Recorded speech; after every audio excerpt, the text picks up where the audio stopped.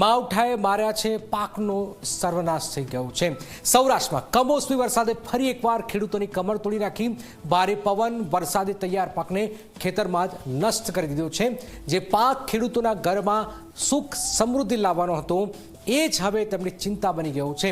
ઉનાળામાં અચાનક જ પલટાએ વેરેલા વિનાશમાં આજે શું થયું છે, આવો જોઈએ, જાણીએ, સમજીએ।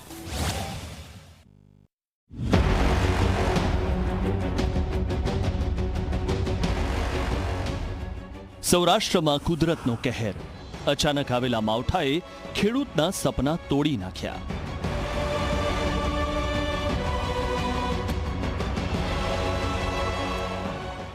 જેતપુર તાલુકાના વીરપુર, પીઠડિયા, મેવાસા સહિતના ગામોમાં ભારે પવન સાથે વરસાદ વરસતા ઊભો પાક જમીન પર ઢળી પડ્યો છે।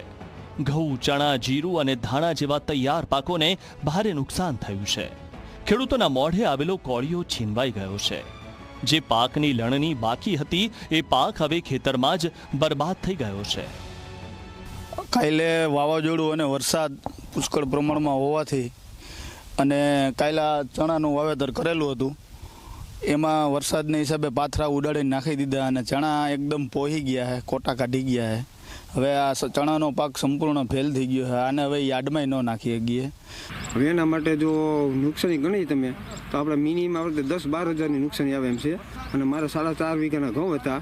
હવે જો રાહત સરકાર આપે તો સારું છે, નકર આ ઘઉંના અમારે ખાતર કરવામાં આવશે ને। આ એટલે કઈ રીતે ઘઉંનું શું હાલત શું થઈ શકે? વાવાઝોડાના હિસાબે પુલ પેલા ઢળી ગયા, માથે વરસાદ પડ્યો એટલે ઘઉંમાંથી અંદર ત્યારે કાળો દાણો સપડાઈ ગયો છે।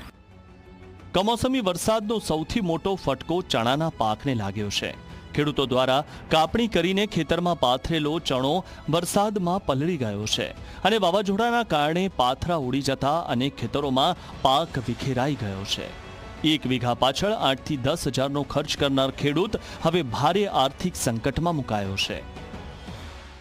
એક પણ જાતનો ઓપ્શન નથી કે ઊભો પાક કોઈને બચાવી શકે, કારણ કે આ જે પાક હજી પરિપક્વ થયો જ નથી કે જેને હજી 15 દિવસ લાગે પાકવામાં, તો આમાં કોઈ પણ જાતનો ઓપ્શન જ નથી।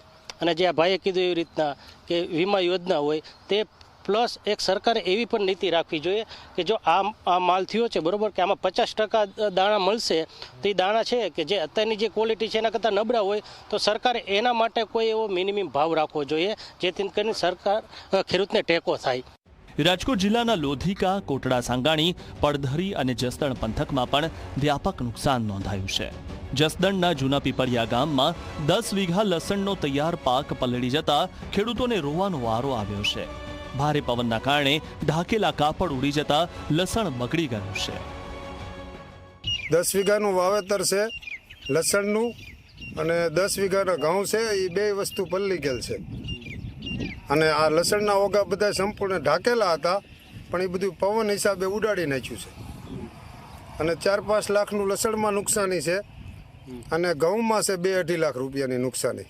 ઘઉં છે, ચણા છે, જીરું છે, ધાણા છે, બધે લસણ છે, બધા પાકને નુકસાન। શું માંગ હવે? હવે સરકાર પાસે એ જ માંગ છે કે ભાઈ આ વીમાનું છે તો એ સર્વે કરી અને ખેડૂતને આપે સહાય, એવી રીતે અમારી માંગ છે। આનો ઉપયોગ કોઈ વસ્તુ થાય એમ જ નથી। પહેલી વાત તો એ છે કે હવે આ ફેલ જ છે, આમાં દિહારી જ મૂકવાની છે ઉકાય એટલે, કારણ કે આ કાચો ઘઉં છે એટલે હુકાઈ જાય તો અમારે દાણો થાય નહીં। અને જો કદાચ ભેગું કરે ભેગું આ બધી મજૂરી નાખીને તો ખર્ચો વધી જાય ને, તો એને કદાચ દિહારી મૂકી દેવી સારી। માત્ર ખેતરોમાં જ નહીં, માર્કેટિંગ યાર્ડમાં પણ નુકસાન થયું છે। રાજકોટના બેડી માર્કેટિંગ યાર્ડમાં મગફળી અને રાયડાનો જથ્થો પલળી ગયો છે। શેડની અંદર પાણી ઘૂસતા વેપારીઓને પણ નુકસાન વેઠવું પડ્યું છે। પીજીવીસીએલને પણ અંદાજિત 1 કરોડનું નુકસાન થયું છે। એટલે મગફળીના એક ખેડૂતના ઢગલા સિવાય કોઈને નુકસાની નથી। અમે 12 જણસી 4 દિવસમાં છેલ્લા 4 દિવસ આગાહી સરકારશ્રી દ્વારા આપવામાં આવી, હવામાન વિભાગ એના અનુરૂપ પગલાં ભરી અને એક પણ જણસી ખુલ્લામાં ઉતારવામાં નથી આવી। આશરે 800ની આસપાસ વીજ પોલો પડી ગયેલા છે અને 28 જેવા ટ્રાન્સફોર્મર સેન્ટર પડી ગયેલ છે અને 101 લાખ રૂપિયા જેવું 101.86 લાખ જેવું નુકસાન થયેલું છે। અને હાલમાં તમામ જગ્યાએ ટીમો કાર્યરત છે અને વીજ પુરવઠો પૂર્વવત કરવા માટે અમારા પૂરતા પ્રયત્નો છે અને લોકોને વહેલામાં વહેલી તકે વીજ પુરવઠો પૂર્વવત કરી દઈશું। કુદરતના પ્રહારના કારણે ખેડૂતોની આશાઓ પર પાણી ફરી વળ્યું છે. હવે ખેડૂતો તાત્કાલિક સર્વે અને યોગ્ય વળતરની માંગ કરી રહ્યા છે.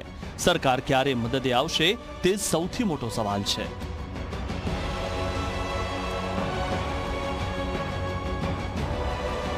Bureau report, Zee media, Rajkot.